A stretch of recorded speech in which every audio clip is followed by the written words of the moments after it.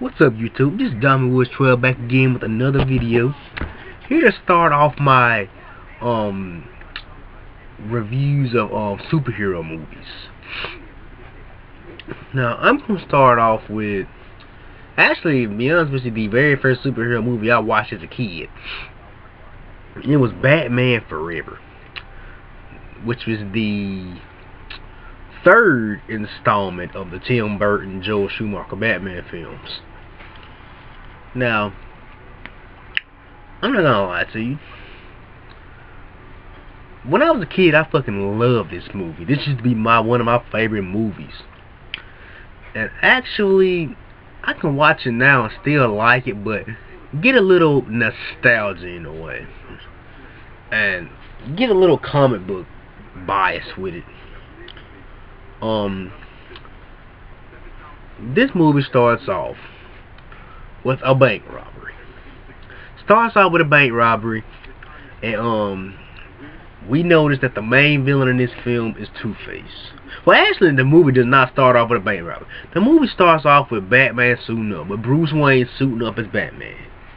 We see him suiting up as Batman, and we see him in the Batcave. We see Alfred, and they have a little conversation, and Alfred says something like, "Would you?" Because I just watched this movie today, rewatched this movie today. Alfred said something like, "Would you like to take a sandwich with you, sir?" Take a sandwich. Ask the Batman if he want to take a sandwich with him, and he says, "I'll get drive-through." That was like supposed to be like a throw-in line, like a pun or something. But anyway, then we cut to a bank robbery. And we see Two-Face, played by the legendary talented Tommy Lee Jones. Excuse me.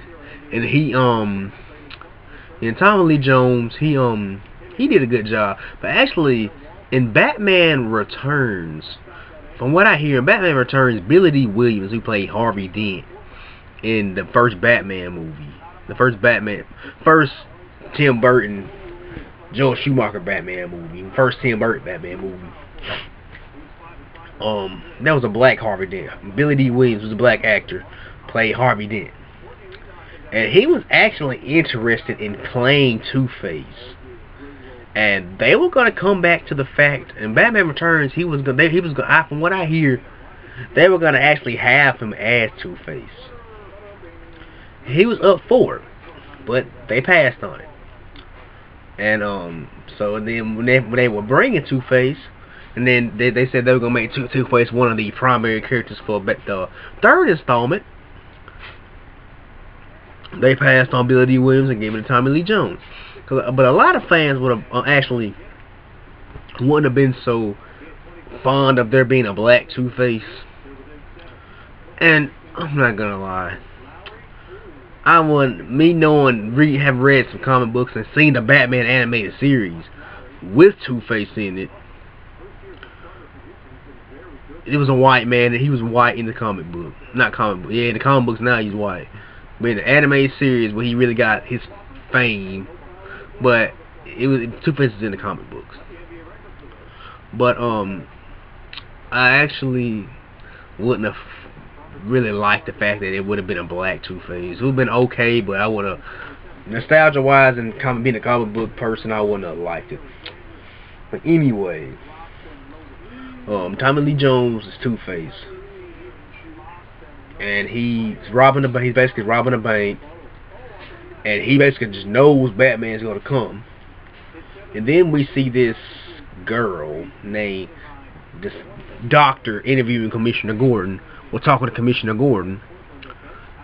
This girl who played by Nicole Kidman, her name is Dr. Chase Meridian. And I'm like, that kind of came out of left field, and I was like, who was this Dr. Chase Meridian? Because I was like, whatever happened to him and Vicky Vale from the first movie? Why didn't that continue in I was wondering why they didn't continue in Batman Returns. And I'll talk about that more in my Batman Returns review. But anyway, after that, Batman shows up. He talks to Commissioner Gordon, and Dr. Chase Meridian all of a sudden has his instantly has a crush on him. So, movie goes on. Batman goes and eventually does stop Two-Face by Two-Face somehow gets away, and he somehow gets away, and they wind up on in this big helicopter, and Batman saves the hostage because Two-Face has a hostage. He has a hostage and whatnot, and after that it's kind of an epic scene, but I don't want to talk about much of it because I want to get into the brief synopsis of it. So after that, we see Batman. Somehow Batman winds up, the helicopter winds up blowing up. Two-Face gets in a parachute, and Batman winds up jumping in the Gotham City Lake, and saving himself basically. And so then after that, we cut to a scene where we cut to Wayne Manor. Well, not really Wayne Manor. This place. We cut to this place where we see this scientist named Edward Nygma, who we all know is gonna wind up being the Riddler. I knew he was gonna be the Riddler because I knew Edward Nygma was the Riddler, and because I previously watched Batman anime series, and Edward Nygma was the Riddler in that, so I knew he was gonna be a Riddler, played by Jim Carrey. But he was his scientist that wants Batman, well, not want Batman, that wants Bruce Wayne to like endorse a product of his or something. He looks up to Bruce Wayne, but Bruce Wayne rejects him, so he basically puts Bruce Wayne on his hit list. So scenes later on, the Riddler, no, not the Riddler, Edward Nygma winds up later in the movie killing his boss because he hates his boss, and he has this machine that can basically read everybody's brain waves. He kills his boss, but he makes it look like it was suicide. And if it was in a comic book, it would have been a little darker, but yeah, what do you know? It's sort of a Riddler backstory. But anyway, I think Batman and Two-Face, they have another encounter, and Bruce Wayne somehow he becomes sweet on Dr. Chase Meridian, and she basically flat out tells him that she has a big crush on Batman. She becomes infatuated with Batman, so he invites her to the circus. Now, at the circus, we meet a family of trapeze artists, and they're called the Flying Graysons. Now, this is my problem with this.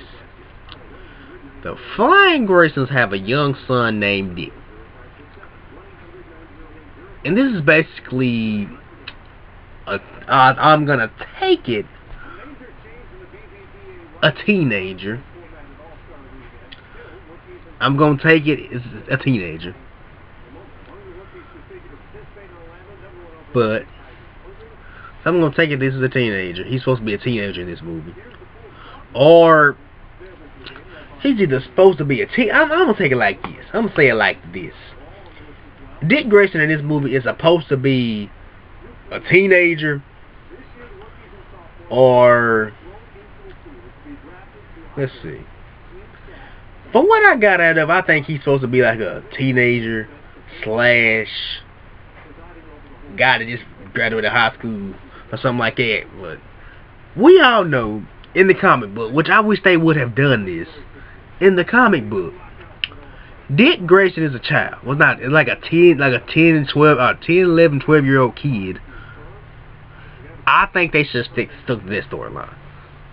But what I had read, when I heard that in Batman Returns, Robin was supposed to be in Batman Returns in the original script, and it was originally, and this kind of got me in a way.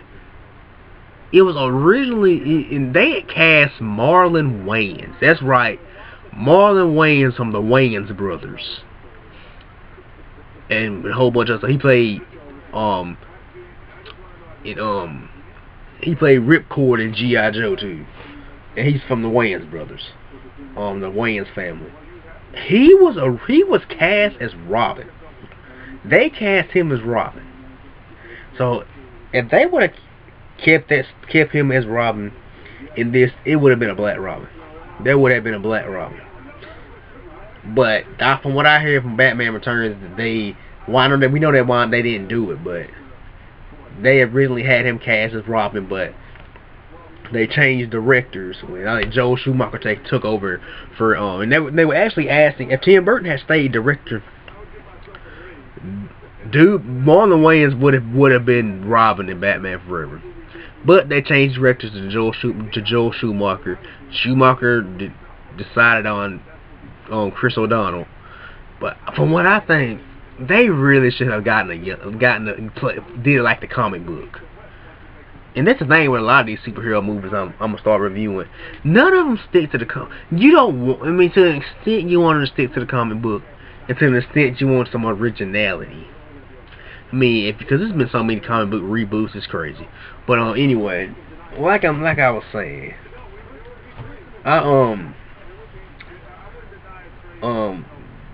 anyway, back to the movie.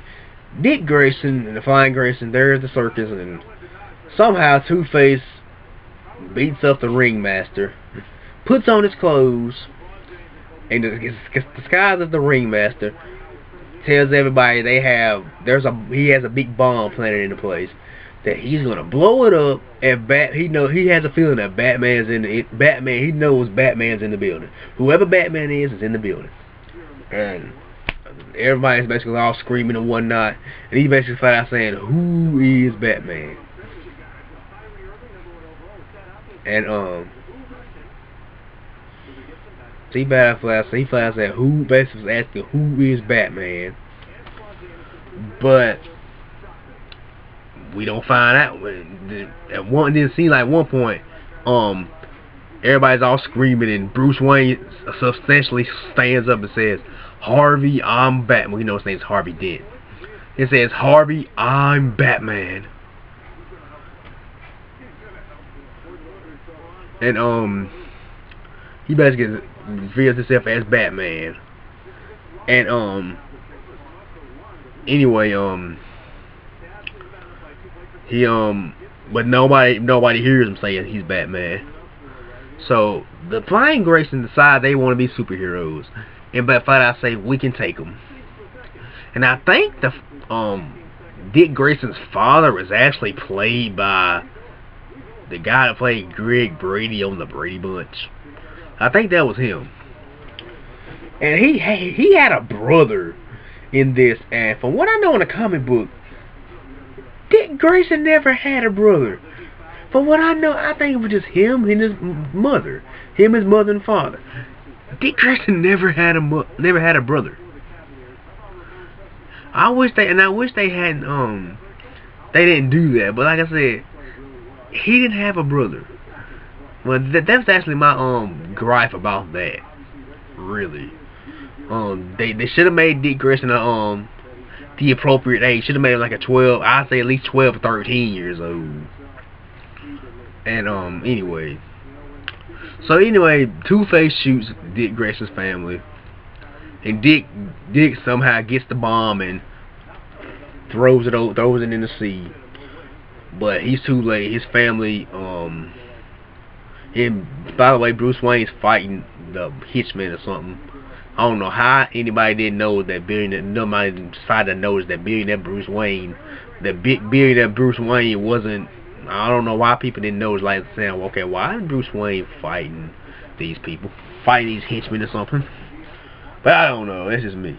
But anyway, and after that, I had to think.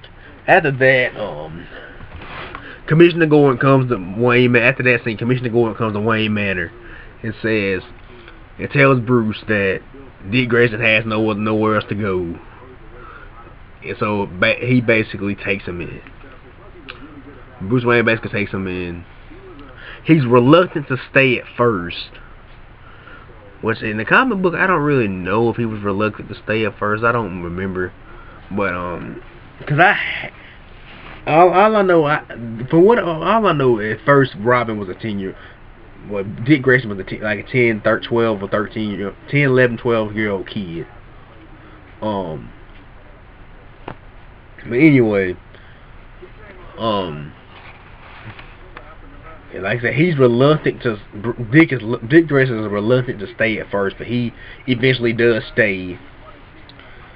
And some scenes later, we find out there's a new villain in town named the Riddler. So he comes to visit. Edward Nygma comes to Riddler. He comes to visit Two-Face, but I really don't think in the comic book the Riddler or Two-Face had much interaction.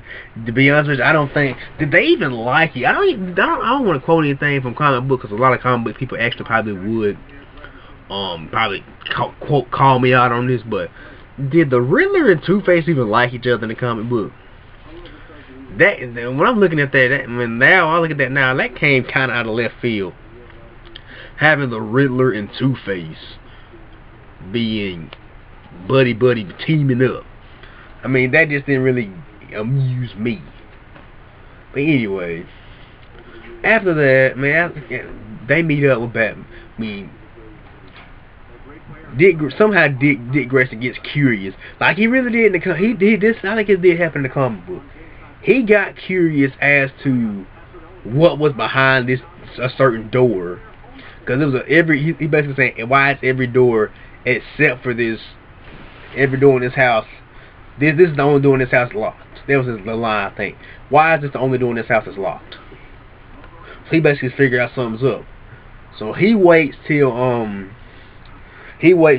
Bruce when Bruce is gone, Bruce Wayne's gone, and Alfred's actually cleaning up the Batcave to do a big acrobatic move and sneak into the do a whole bunch of acrobatics from upstairs, and somehow he winds up falling and slipping and opening up a bookcase and actually winds up in the Batcave. Winds up going through the door and winds up in the Batcave. And he sees the Batmobile and all that, so he realizes Bruce Wayne's Batman. And we cut to a scene of Bruce Wayne and Dr. Chase Meridian, and they're talking, and she's trying to she's a psychiatrist, I think. She's trying to basically figure out what's wrong with him. He tells about his parents, all that. We all know the origin of Batman. He tells about his parents and all that. And then after that they kiss, and then he gets a call from his phone, like he's a Power Ranger, like a risk communicator. He gets a call. He sees Alfred's face on his phone saying, "Master Bruce, the car." Now I'm gonna stop doing that weak ass British accent. But I have a weak ass British accent, by the way. But I know I'm an actor, but accents aren't my strong suit. But anyway, he tells him the car's gone, and he like, what, the Bentley? He's like, no, not the Bentley, the other car. He says another car's name. He's like, no, not that, the other car. And then we see Dick Grayson riding around the Batmobile, posing as Batman. He picks a fight. These thugs think he's Batman. He picks a fight with they're basically harassing this girl who's Alicia Silverstone, who actually, I think it was Alicia Silverstone, who's actually gonna be in the next movie, the travesty that is Batman and Robin. Who's gonna have a main part? I think that was Alicia Silverstone, who's gonna be part of the travesty that is Batman and Robin. Even though I said I loved it as a kid, looking at it now, that movie has too much going on. I'm gonna say it like that. And I see why people say it's one of the worst movies ever made. But anyway, he picks a fight with these thugs, and he puts up a good fight, and then he gets overpowered, And Batman comes, and the people, they basically, the thugs basically, after seeing Batman, run off like little bitches. Basically, they run off like little bitches.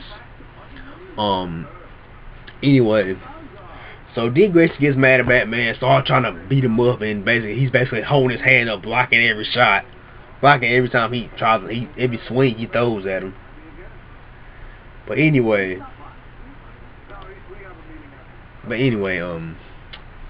he fight, and they get back to the Batcave. He basically saying, he wants to get revenge on Two-Face, and he wants to help.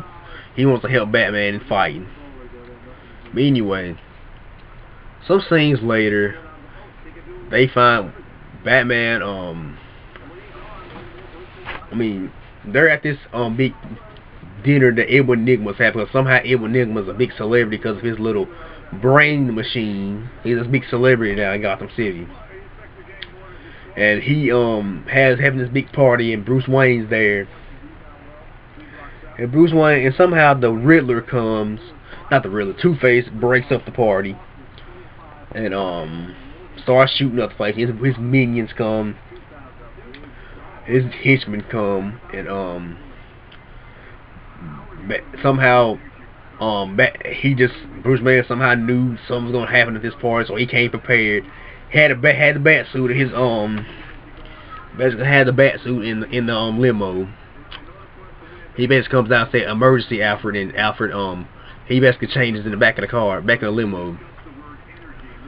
And Dick Grayson knows this, and he says emergency Alfred. And Alfred basically says a semi-funny line, say, I could be fired. You know, I could be fired for this. And anyway, and then Batman comes in, busts through the window, fights off the minions. Him and Two-Face wind up outside. Two-Face tries to kill him. Shoots his little fire blower at him. This thing that shoots out fire at him. And he doesn't die. He puts puts his cape over his head and pushes like a button to like resist the fire. He resists the fire, and he comes up, and then Two-Face somehow shoots a whole bunch of rubber and a whole bunch of wood and stuff, and it all falls on him. And then we think Batman's defeated. Then all of a sudden a hand reaches down in there and pulls him up, and it's Dick Grayson holding on to. It's Dick Grayson in his costume, which is ironically the same costume. Look like the same damn costume to actually try to pay homage to the original. Was his acrobat costume, his Flying Grayson costume, but looked like the exact same costume from the comic book, the Robin costume from the comic book, and he had like a mask on, the traditional Robin mask on, like an old traditional Robin handmade mask on. He basically sitting in Batman. They get back to the Batcave. Bruce goes off on him. He tells him, I work alone. He basically said, I'm in this whether you like it or not. Dick basically says, I'm in this whether you like it or not. Basically saying, train me, I want to be your partner. As he did in the comic book. He trained him, he basically trained him. He was an acrobat true enough, but he trained him and made him his partner. And but in here, he's very resistant to do that. As I think he was in the comic book too. But anyway, somehow Bruce Wayne decides to give up being Batman. And he's basically gonna let the criminals of the town just run amok, basically. And it's Halloween. Apparently it's Halloween, and Two-Face, Riddler coming in. I'm trying to wrap this up because I'm always at 25 minutes. Two-Face, Riddler, they disguise the trick-or-treaters, come in, bust Alfred upside the head, and meanwhile Bruce is on a date with Dr. Chase Meridian, and somehow Dick Grayson leaves on his motorcycle, and he puts up a good fight. Actually, Dr. Chase, she actually punches one of Two-Face's minions. So they shoot up the place, and they don't really shoot up the place, but they basically knock Bruce Wayne upside the head, and Two-Face comes up with his gun and basically almost about to kill. He flips his quarter Bruce Wayne's unconscious, and he flips his coin, and he's almost about to shoot Bruce, and the Riddler stops him. Me and Alfred tells